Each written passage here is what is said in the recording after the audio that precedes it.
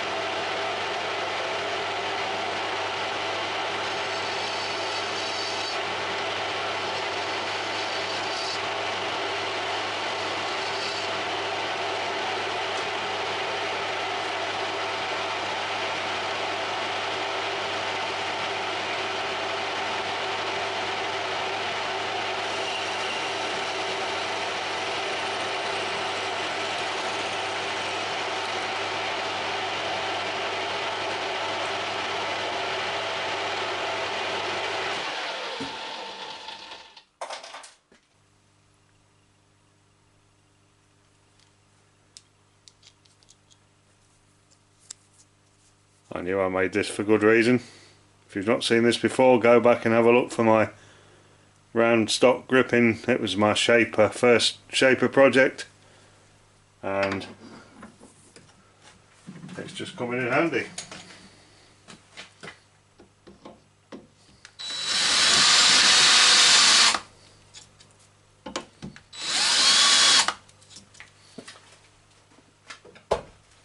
Superb. Well, there we go, that's got our first one done. So nice and simple. Tapped M5 through the centre, knurled, turned to the diameter, counterbored to 6mm in the back end. Nice easy job. I will get another one made to the same standard and then bring it back. Okay, that's got our 2 battery box nuts complete. Nice simple job, and hopefully they will help with the restoration of the Fiat 1500 Spider. And I know some of the guys that do car restorations are very particular about trying to get back to original standard. So obviously not quite original standard, because as I said, these aren't normal steel that's been galvanized, these are stainless, but I'm fairly sure they'll do the job for the guy and they will last, well, they'll outlast the car, I'm quite sure. So happy with those. Nice simple one this week, so I'll bring you to the board and we'll close this one out. Well, there we go, that gets us to the end of this episode, and just goes to show that nuts aren't just for birds and monkeys, they're also for spiders. So I hope you've enjoyed that nice simple one this week, and thank you to the subscribers and the viewers and the new subscribers that have come along, and we'll catch you all very soon on another video when we'll be making something else.